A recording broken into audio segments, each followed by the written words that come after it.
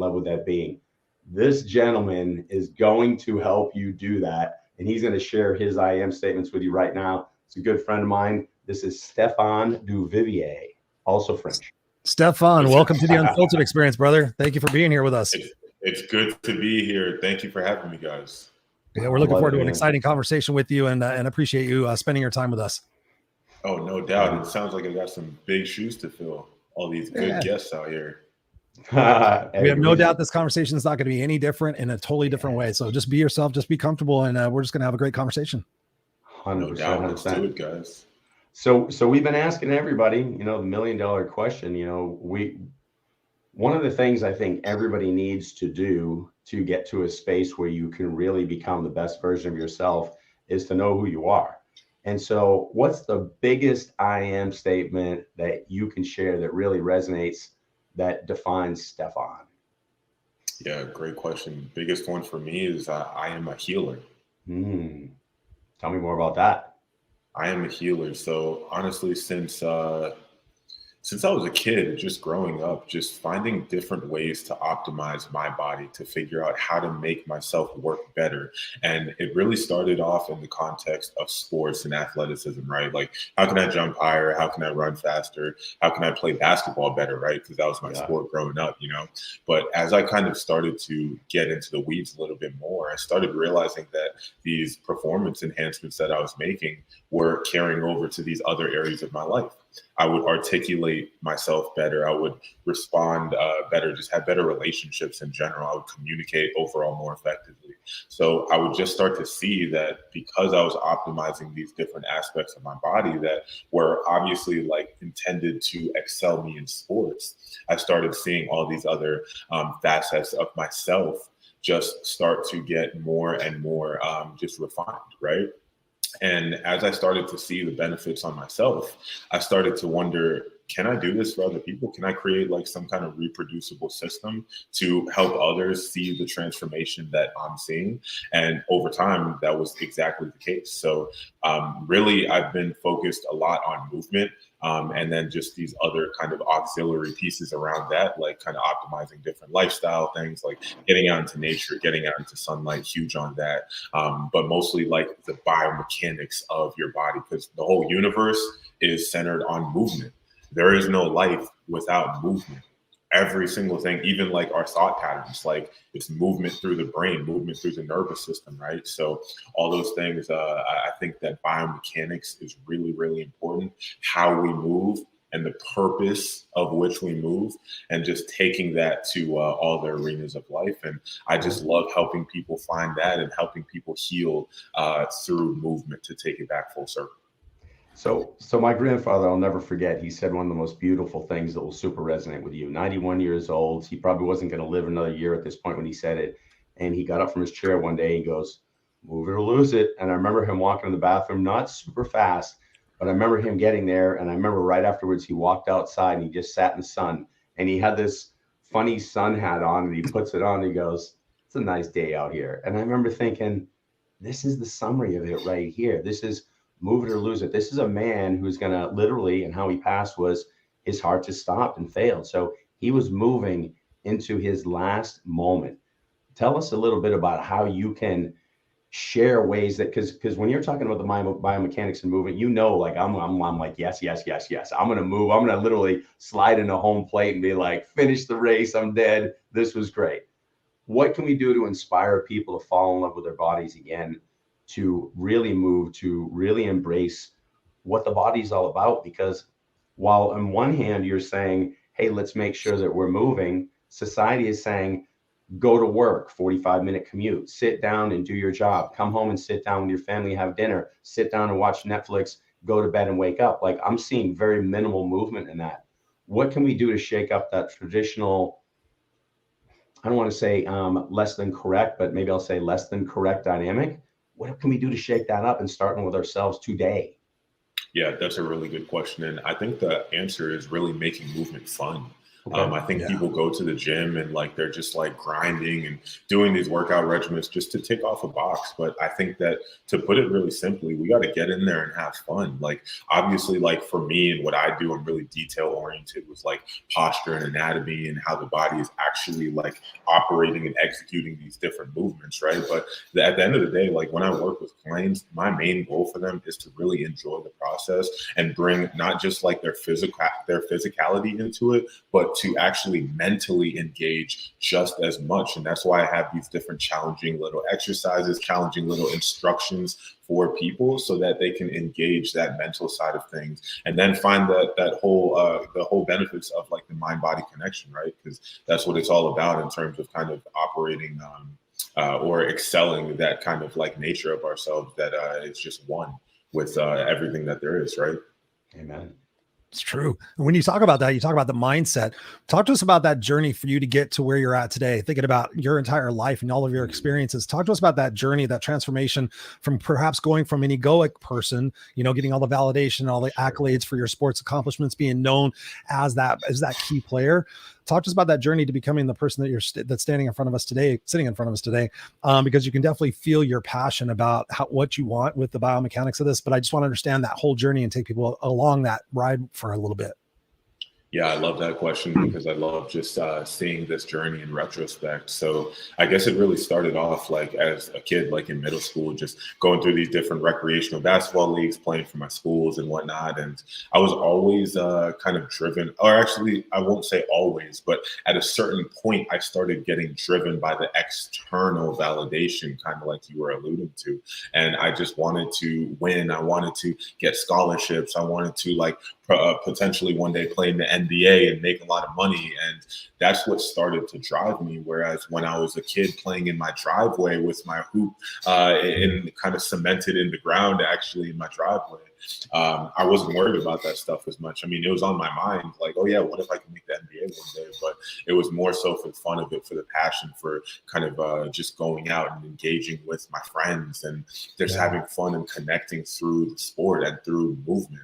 But yeah, at a certain point, got to high school, it became really, I created this pressure internally, you know, I mean, we could always say there's external pressure, but a lot of it is created, if not all of it, is created from our perception, right? So I started, for whatever reason, getting into that mode and starting to like see like, oh my God, like I need to do this. Like if I don't do this, then I'm a failure.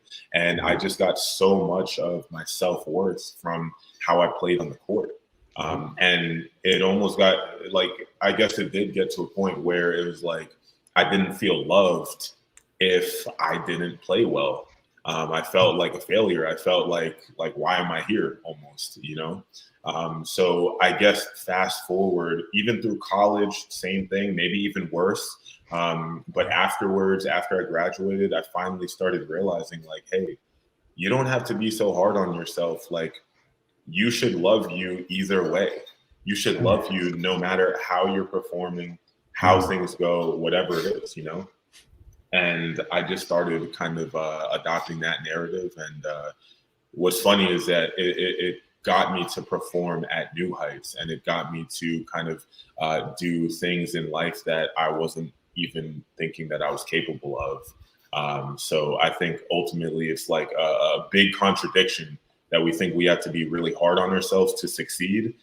To a certain extent, yes. But I think if we let go and learn to love ourselves either way, that we're really going to kind of reach new heights and break barriers that way better. Enjoy the journey, baby. That's what I love. That's what I love what you're saying. Yeah. I love it. Absolutely. So one of the things that, you know, I was hearing there too, and I get it. I mean, it resonates so much. Like, you know, I was joking with you, but serious. I still have those little boy moments where I go to the gym and you kind of judge yourself on how many points did I get today or whatever. And it's fun being like competitive. But one of the things I want to ask you is, I see so many people in this world, and we had this conversation with Emilio and Rachel as well. Everything's about judgment, and it's competition with others. So I'm judging myself going, I'm not as good as them. I'm not as good as this. I'm not as good as that. And so we're always competing. Talk about the competition with yourself to be the best version while still loving yourself and still being graceful with yourself. Because I know you get this, and I hear it in your coach voice versus your personal attainment voice is, if you can compete with yourself to be the best version of self, then the world is all about collaboration, not competition. So walk me down like how you perceive that and how you can share how you do that, for yourself so that others can see that. Great question. Yeah, great question. Yeah, that balance has been really tough. I'm not even going to sit here and say that. Me too. I've That's why I asked you so that you can. I wanted you to answer it. I'm taking notes. Yeah. I was like, I'm gonna write this shit down. Yeah, that balance between really pushing yourself, but also providing yourself the space to fail and to just not meet your standards sometimes, I think that balance is really, really tough. And for me, I struggled on the extreme side of it where I was either, on both ends of the spectrum, right? Where I was either babying myself too much and I was just a little bit stagnant and I didn't really feel like I was progressing in the ways that I wanted in business and in training. And on the other side, where I was putting myself down because I wasn't getting to where I wanted to go fast enough, with the right kind of like speed and all of that, right? So I really had to kind of course correct and really just get to a place where I feel comfortable with how things are moving, how things are progressing along. And I also am just letting myself rest. I'm letting myself take care of the things that I think are really important, like relationships, like obviously health, like all these different facets that are just, I guess, indicative of a more holistic life, So if we just focus on like business and like performance and like all these things that I guess our society is like just really proliferating right now, it's just like you lose sight of everything else. So I think as long as you can have harmony in your life between all these different areas and you can get them all working together in synergy, then you can see that, okay, I'm finding that balance of I'm taking care of myself, but I'm also pushing myself at the same time. So I actually think that you nailed it. And Chris has heard me reference this poem before, but there's a poem called The Master and the Art of Living. Yeah. And I don't have it memorized, but I can tell you the synopsis. The master in the art of living makes little distinction between work, play, and practices of spirituality. To the master in the art of living, they're always doing all one and the same. Because watch this. If I'm somebody who, when I leave the gym, that's my only happy point, and then I'm like, I have to go home. Now I have a different shift in my body chemistry. There's a new energy, like have to go home like it's bad, like whatever is there is not as good as the gym, or I have to go to work, or I have to do this and not I get to. And so if we don't create a synergy by being the best version of ourselves and making good choices, which is one of the reasons we want a healthy body, mind, and spirit, then this world is going to be hard and we're going to have massive resistance. So, to your point, I hear you loud and clear. I would say that one of the best things that we can share with others, and you tell me if you agree with this, is I think the foundation of self-love and self-competition, I don't even like to say it because sometimes it sounds annoying, but is self-discipline. I completely agree. And honestly, the more disciplined I am, the better life goes. The better I feel, the more I get done, the more impact I make in the world, like the better I feel like I'm able to actually give value to others. Amen. It all comes from discipline, because I think all discipline is a way for us to fill our cup. Amen. Right? They always say you can't fill other people's cups if your cup is empty. So discipline is like a battery charger for your battery of energy. And it allows you to pour into other people, and it's your way to recharge, and I think people kind of confuse self-love and discipline. I think discipline is doing the things that your body needs, your mind needs to be able to restore yourself and keep yourself full so that you could, again, pour into other people and give value. Now you're speaking my language, talking about discipline, because I've been doing 75 hard. Have you ever heard of the program 75 hard before? So I'm doing it for the third time. I've done it twice already. I'm on day 51, and every single time I do it because I don't want to do it. Like it'll pop up in my head. Somebody will mention it. Like, oh, I'm gonna do a 75 hard. I'm like, yeah, good luck. I already did that twice. I don't need to do it again. Fuck. Why don't I need to do it again? Oh, because I'm good. Oh, is good okay? And I just go down this rabbit hole and I just sit there and go, fuck, now because I brought it up, I got to go do it. So I literally decide pretty much within 1 or 2 days that I'm gonna do it. Well, my point is to echo off your point about discipline. when I'm doing 75 hard, as much as I want to drink and have bad food and be kind of indulgent, at the same time, I'm so much sharper and I'm getting so much more done and I'm more disciplined and more accurate. That feeling is pretty cool, right? So talk to us about like the first 3 things that people can do who are challenged right now. They're so overwhelmed with work and stress and society and politics and climate change and everything else. What are 3 things that people can realistically do to get disciplined in their mind, body, and spirit? That's a really good question. So number 1, I'd say wake up at the same time every day. Yeah. And as a 1B, go to sleep at the same time every day. I think that one huge. And I know that it's tough with the weekends. You want to go out, you want to go to a party. Even if you can't go to bed at the same time, I would say wake up at the same time. Wake up with the sun. Because that, honestly, for me, that's been a huge game changer. Just going to bed early enough that I can get enough sleep and naturally just wake up with the sun. I just feel way more awake and rested when I just let the sunlight naturally come into my eye, so kind of reset my whole rhythm and just get me up and ready for the day. So that's number 1, is just wake up at the same time every day. Number 2 is go for a walk.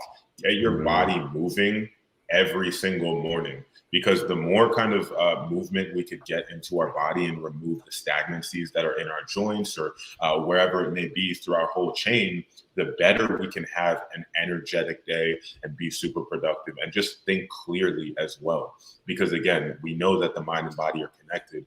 The more you can create fluidity and remove those blockages throughout the chain of your body, the better you're going to think and perform as a result and be productive throughout the day. So that's number 2. And then number 3, I would say to have a consistent eating schedule as well. So a lot of people, I feel like, are really, really concerned with like what to eat, like what to avoid and all this. But I think if people just stuck to an eating schedule, which a lot of people I feel like don't do these days because they're either like running like to work or whatever it is while they're eating breakfast, or they skip breakfast, or they kind of just don't really have as much order when it comes to their eating. They'll eat dinner maybe at the same time every day, but before that, it's kind of like whatever I can get. You know, so I think that eating consistently at the same time, just to give your body a sense of comfort. It knows what it's going to get. It doesn't have to go into starvation mode, or it doesn't have to wonder when you're going to feed it next. You know, so I'd say that's number 3. And all of those things just go with the tone of give your body number 1, what it needs. And number 2, let it know that you're going to give it something at a certain time every single day. Love those. Thank you. I like that. You know what I like? You can do it right now. You can start now. I love the simplicity. I like everyone's always saying everything's so complex. Like, you know, you throw and drink enough water into that. That might be all you need.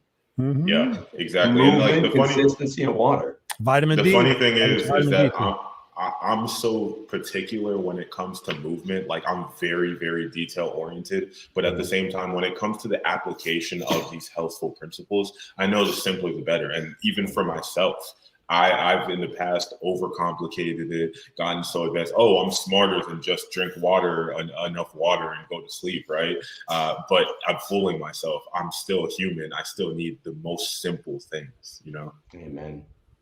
And you know what's funny? I used to talk about like the best salesperson on the planet is the salesperson who just started the job and the day you're going to retire. And the reason being is once you have all the information, all we do is talk about everything we know. On day 1, you know nothing, so you ask questions. On the last day, you don't give a shit anymore, so you ask questions. And that's exactly what it is. You go back to the basics, so you connect. And this is the same thing you're saying is just connect with the body every day at the same time, the same things, and you're going to have a better relationship. And therefore, the sales process, aka the development or connection with the body, is going to be the best possible. Like we make things complicated. We're silly human beings. We love living up here and not in here. Yeah, bang we really on, do. Scott. Bang on. Yeah. And to add to that too, like what you said about bringing a good relation or having a good relationship with your body, it's just like having a relationship with your girlfriend or your wife. Like you got to give them a kiss every morning. You got to tell them good night every night. You got to have dinner with them. Let them know, right? You look cute today. You look nice in that dress. If you were at right? your best, that's your call. And you got to do that consistently, right? If you miss a day, then they're going to wonder, oh, does he love me? Right? Like we got to have that consistency with it. Same thing with our body. I love that. And I love the silliness with it too, because, you know, we like to make jokes about stuff, but really think about it. If you work out every single day and then you don't, your body's kind of like, did I do something wrong? The subconscious mind is saying, why aren't we where we're supposed to be? So the more consistency, the more routine, the more discipline, it just seems obvious that you're going to have an organic response that's going to be very positive. For sure. And honestly, it cuts down stress too, because a lot of the stress that people accumulate is coming from the body not knowing what the hell is going on. Like seriously, it's just like people will throw all these random things at the body. Like if you did like the bad things somewhat consistently, then the body would be like, okay, I'm going to get this toxin or whatever it is. And I'm going to know, like, maybe even preemptively kind of like create this chemical inside of myself to deal with the toxin or to deal with whatever it may be, you know? So I think it's really all about, it comes down to that consistency, that discipline. We can talk about all day, like what to avoid and what foods to eat and how to move and how to exercise, but start with the consistency, start with going back to the D word, discipline. I love that. What we're kind of talking about is we're talking about within discipline, doing the best we can. And so many times we give that as an excuse, like, oh, I did the best I could. I did the best I could. And when you think about that statement, where does that come from? That comes from when we're kids. Stefan, did you do the best you could? Scott, did you do the best you could? Okay, do better next time. They never talk about what our best truly really is. They don't take us through that process, and they don't even discuss what better is. We just learn, wow, every time I say I did the best I can, everybody lets me off. I tell my boss I did the best I can, I get let off. I tell my wife I did the best I can, I get let off. This is pretty cool. But one day for me, I said that to myself, and I was putting my keys and my stuff up on my dresser. And I said, oh, I did the best I could today. It was something at work. And I thought, wait a minute, did I really do my best? Did I do my best? Or am I just saying that I did my best to give myself an out? What could I have done potentially better? Start asking yourself different questions and answer different answers. You can change. And so I started peeling back that onion, and I've been fascinated with that. Like when we do our best, because I think it takes leverage to do our best. I think for me, it takes a big why. When you have a big enough why, when you're empowered by your why, when you're excited by your why, when you wake up in the morning and go, wow, today I get to use my voice and my words and my actions to make this world a better place. Holy shit, that's pretty cool. Wow, I get to be a dad to a 6-year-old who's adventurous and curious and is malleable and wants to play and have all this fun and adventure. Wow, I get to do these things. Talk to us about your why. What is your why and what you want to do and really accomplish in this world, and what keeps you going to do your best? That's a really good question. I think that it's really going back to my I am statement, helping people heal, helping people just reset the way that they function, the way that their bodies are functioning right now. Because I think that as we grow up, there's all these little things that come in the way of our body just effortlessly processing things and kind of moving how we want, feeling how we want. And obviously our body, our vessel, is the main way that we interact, arguably the only way that we interact with the universe. So the more that we can optimize our vessels, the better our experience of life will be, the more fulfilling our experience of life will be. So I really want to help people just get to understand their bodies better. And as a result of that understanding, that heightened awareness of what's supposed to go on in it, basically kind of like providing an instruction manual almost based on my experiences, the more I think that people can really take their life to the next level and just be superhumans. You know, I think that's, to put it in a nutshell, I just want everybody to be a superhuman. Love that. Yeah. So here's one for you. Super Chris. So we've got 3 people here who definitely, you know, love to put, you know, service above self in many ways and love to be in the coaching, you know, dynamic. But I know for a fact, you know, you're a basketball player, a high jumper, all these things. I mean, there was a day when the stage and the court was everything. You know, I want to catch a touchdown in the corner. I want to hit a 3-pointer for the win. I mean, those were the only things that mattered. And many people who are high achievers in athletics or anything, dance, any event or anything you do, you get to that point, but they're never going to become coaches because they don't truly want it for everybody else. It was a very egocentric thing that never comes from here to here. We started to touch on it, but talk about, was there a specific moment? Was there a shift? What was the time where you went from saying, this is so beautiful being here. I want people to have what I'm having, and I want to teach people this. And was there a moment? Was there a wake up? Was there a shock? Was there a train wreck? Like what was the event that brought you to the, because I get to share mine too, but like I love hearing people's story on this one. Yeah. So honestly, I don't think there was one like, oh my God moment. I didn't go to jail. I didn't like have any like crazy death. I think it started early. Like, I think it was just a gradual thing, because I remember even in high school, I would be the dude who all of the basketball kids came to for a workout.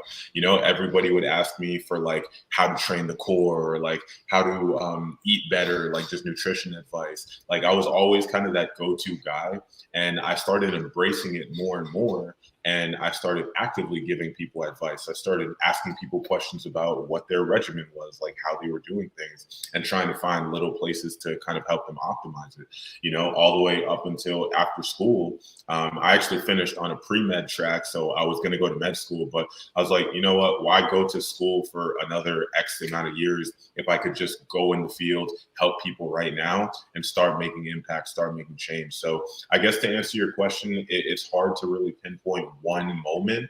It was more so a gradual thing of like, I have this knowledge, I have this understanding, I want to just keep on sharing it with others. And a lot of the times people were finding me. I love that. And what's beautiful about that too is I think a lot of people expect some kind of a wake up, and the fact that, first of all, you stated in your I am statement, I am a healer. So if I am a healer was something you resonated with when you were younger anyway, well, that's a very coachable item. Like, I'm helping you heal yourself. So you're doing two things at once. You were on the stage, you were on the court, but you were simultaneously already doing that. And I hope by listening to you that there's more people out there that aren't looking for that wake me up moment, and realize that maybe the info or the truth has been in front of me all along. Yeah. Let's just embrace that. It doesn't need True. to be an asteroid hitting the earth to say, you've been coaching, just shut the hell up and do it. So, Yeah. Yeah, but you know me, Chris. I got to flip a snowmobile, get hit by a train. I can't just A little bit. listen. Yeah, sometimes. Sometimes. Sweet, I love it.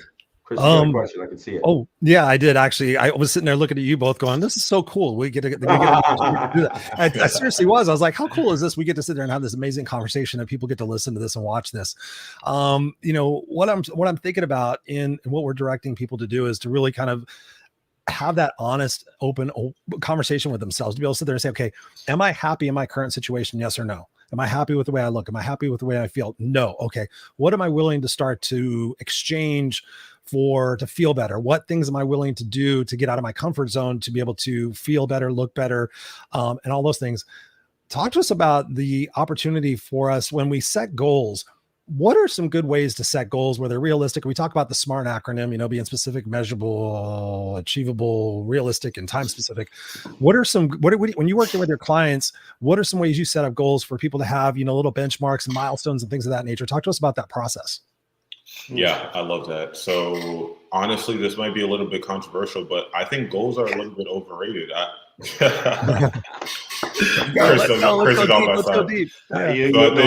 I literally tell people to create goals, and then I tell them that I call them trajectory points. I say they're actually bullshit.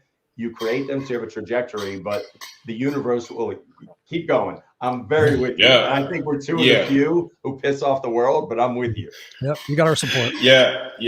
So I think goals are overrated. I think it's it kind of like Scott was just saying, to me, it's about your standards, because you're going to fight like hell to keep your standards. But when it comes to a goal, when it comes to something in front of you, you might not be as motivated, because I think humans are intrinsically motivated by fear, what they don't want, the outcomes that they don't want to experience, right? So I think we need to set our standard at a certain bar. Like, for instance, my standard is whenever I go to start training, I'm going to put 100% of my awareness into that training session. And that's my standard.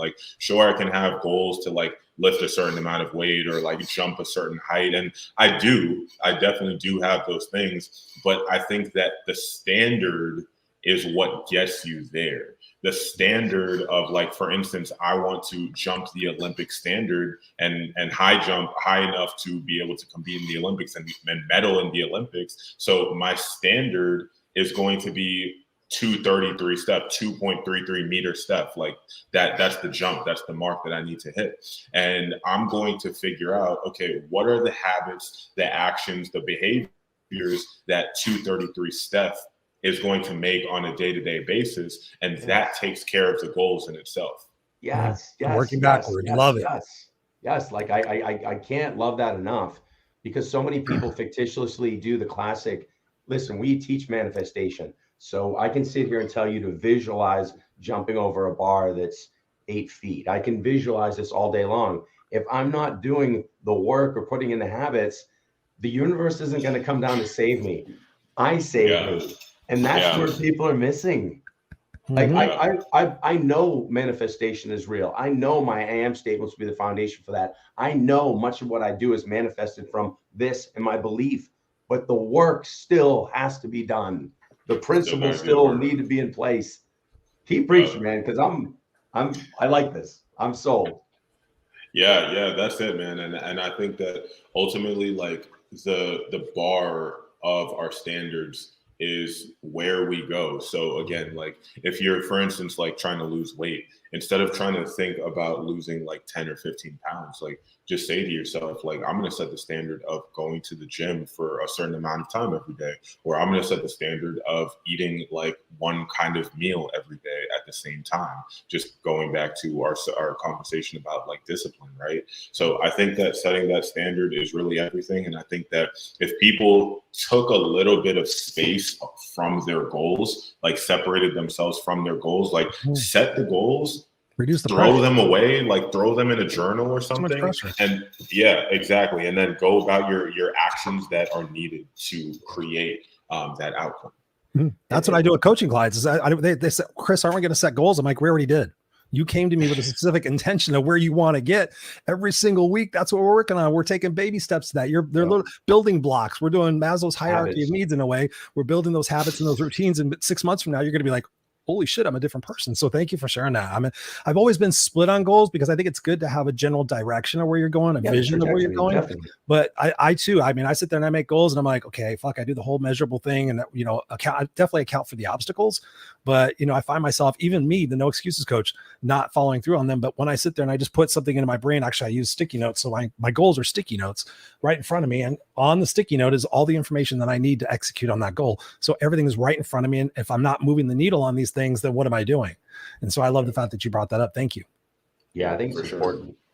And so another thing, and let's talk about this too. One of the reasons you got to be cautious with goals is there's always distance with a goal.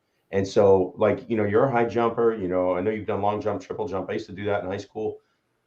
If I sit here and I focus on, I have to get 43 feet, I'm focused on the space between me and the goal versus me taking the left, boom, left, right. Like, you go through what you've done in practice, boom, boom, boom. And you just feel it. It's like, I get the New Balances, they're ultra lights. I'm feeling good. I know the motion. I jump here all the time. Versus I see all that distance between me and the goal. When you look at distance, you see challenge and obstacle versus this is what I know I'm capable of because I practice and put myself in a place to succeed. And that is something that I don't know that enough people are doing. Yeah. And when you set that goal in that way, like, I'm going to jump 43 feet, you're also separating yourself from that goal. Like, you're saying that you are not that goal. Amen. Amen. I love the way you called it. You said like Steph 233, like that's it, 52-year-old grabs dime off top of backboard. So what if you use the ladder? Don't want to be doing that. Don't want to be doing that, ladies and gentlemen. Sandals, by the way. So let's, Chris, so you're throwing up information for Steph. So, his Instagram is Air Duvivier. I want to talk a little bit about some of the stuff that you put out there and you're sharing with people and how people can look at your programs. And so for me too, I'm going to be working with you and I'm going to be coaching you on the other side too. So I'm excited for that because we're going to hold each other accountable. We're going to make sure their standards are high. I want to be, I mean, we're imprints of the same soul that I'm going to want to be called out. Cause again, I have my standards with so many things, and post competitive athlete, I've let myself kind of slide. So talk to the other 30, 40, 50-year-old ex-athletes who go, well, I'm just older, man, I don't have time. Well, hold on a second. We're compromising the vehicle we're going to live in for our whole lives. My 91-year-old grandfather was smart enough to say, move it or lose it. Yep. What do I need to do? And how can we get a hold of you? And what can we do with you to do more than move it or lose it? How can we maximize move it and never lose it? And I think move it or lose it is a great step in the right direction, right? But I think at the same time, it's indicative of a slow decline.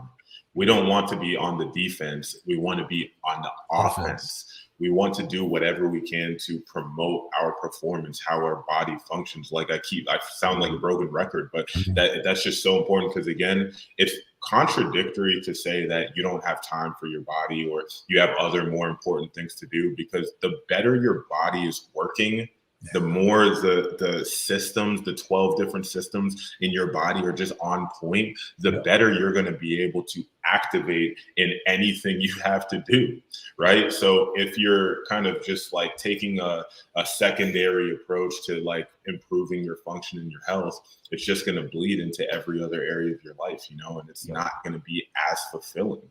So I actually have this graph. I can't share my screen here, but I have this graph. I don't know if you guys have seen instant gratification versus delayed gratification. Basically, instant gratification is going to be this huge peak of pleasure, right? And it's going to come crashing back down. And that's the life that a lot of people live.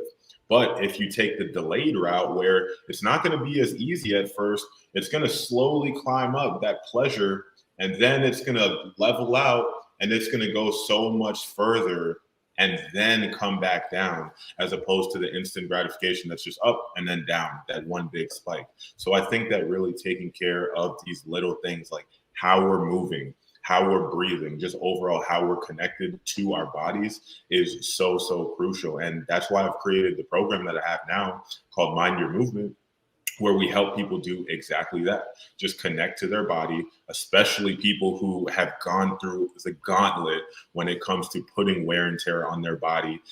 Former athletes, as Scott was trying to say, people who are really active, just helping them reconnect to those areas of the body that they may have kind of like numbed to, whether it was because of like painkillers or drugs or whatever else. And they just now have lost that connection. And as a result, you lose that connection, you lose that control, that function through the body. And that's what leads to declining health. So in my program, Mind Your Movement, I basically help people reverse that and really get back in touch with themselves. Okay, so you're gonna yell at me. You're not gonna let me do this any bullshit. I'm gonna give it to him, Stefan. Give it to him. When the sun comes up every morning, you're gonna hear me just like a rooster getting up with the sun. Consistent. I'm banging on your chest. No, man, I listen to everything. Hey, listen, we know the Superman moves in the shower. I mean, I know you know all the shit. Like, all these things make a difference. All the stuff that I know that I used to teach others that I'm not doing, we are going to be there for each other, because I'm going to be calling you out on the spiritual stuff. You know, this is going to be fun, because I'm going to be getting up in the morning. I'm going to be going to bed. Even if I have to take melatonin or something, I'm going to set that sleep pattern at first to make sure there's consistency. I have no problem being disciplined. I'll be honest with you, I like being coached. I mean, we came from, I like coaching. I like being coached. I'm coachable. There was nothing more beautiful than when someone would sprain an ankle, or, and I don't mean this in the bad way, but somebody like couldn't play a certain position and you rotated and had to do something different. And you did what you were told to help the team, and the team won. And I know you know what I mean. And that's the same way this world works. There's going to be a day where somebody needs me in a different capacity in the family, or I need to record at a different time, or I need to do something at a different time. That's why the body needs to be optimal. And I'm excited to become that again. Absolutely. Amen. Let's get it, Scott. Oh, I'm in it. Amen. You're going to be drifting off into different universes with that body. That's we're going to be in good places. So how many sessions you guys going to be doing together? Because here's something fun. My wife got me for my, I don't know, for Christmas or something like that. She got me 10. She has a personal trainer, And I've never had a personal trainer in my life. I go to the gym, I do pretty good, but she got me 10 sessions for the personal trainer. What we could do is, as Scott's going through his thing with you, because they're like, when are you going to use your sessions? And I'm like, well, quite honestly, I said, when you go to a trainer, I want to make sure I'm fucking halfway decent before I go to the trainer, right?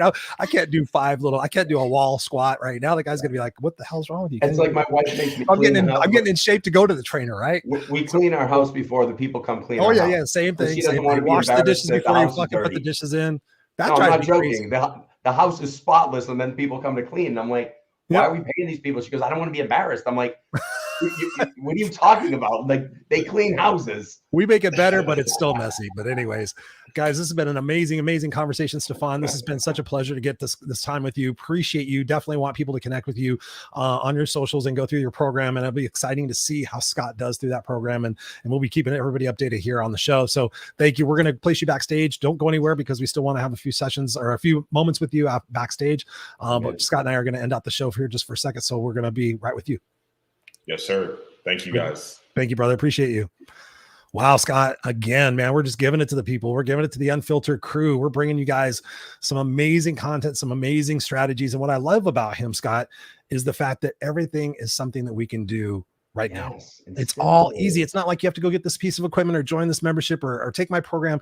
He's talking about that. And that's the same thing. I love what he's talking about in those core things. For me, I tell people it's the 5 things. It's like sleep, hydration, nutrition, exercise, and vitamin D. If you take care of those 5 things on a consistent basis for 6 weeks, you get out there and get some exercise, you get some breath in, you get some oxygen, you go to sleep every night, you get an Aura ring, you track your sleep, and you see what's really, and you're very intentional about your nighttime rituals of going to sleep and getting that quality deep sleep. You wake up a little refreshed, you have a little more spring in your step, you give a little bit more in your workout, you start feeling a little bit better, you start having better relationships, you start wanting to do more. It's all going to fulfill itself. And everything he's shared is stuff that we can do right away. Plus to the fact, like, just have a vision of where you're going, work backwards, figure out what those steps are, and then go do them in that order. I mean, fuck, I love that.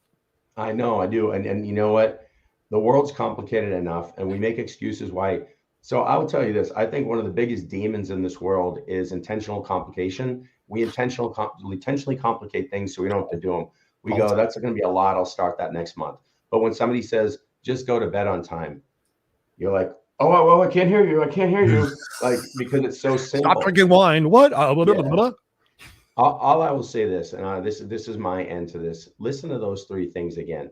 If you can, at the very least, just wake up at the same time every morning. I get it. Sometime you have a late dinner, the kids had a late game, your wife hasn't seen you all day. I get that. So if you've got to listen to them. Wake up in the morning at the same time every week. I mean, that's huge. And the second one again was Chris, give this to me.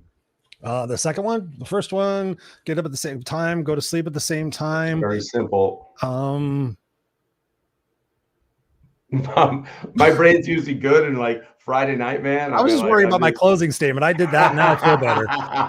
Well, I've got notes to go back to. Hold on a second. Yeah. This is why you need to go back and watch the whole show. If you don't know it, that's your problem. This is not my responsibility. I'm going to remember it in 2 seconds too.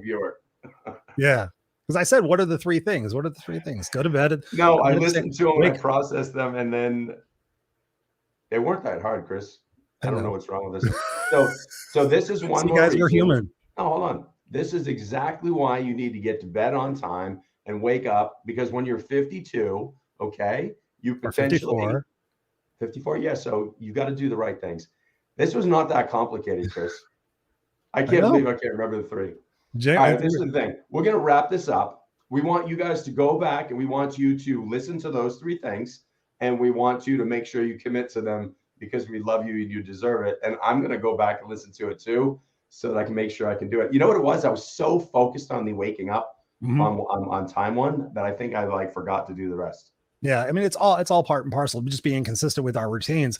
But here's a challenge we could do for our viewers. If you guys are up for this, you guys, we can make fun of Scott and Chris. So you guys can go back there, figure out what the 3 are, do a video, and then make fun of us and post it on social media and tag us in it. I would absolutely love that because you know what? We're imperfect human beings, just like you guys, and we're doing our best. And our best is, I'm really trying to remember the 3. Love you guys. Have a beautiful Friday night. You're the best. We will see you guys. Go out there and be the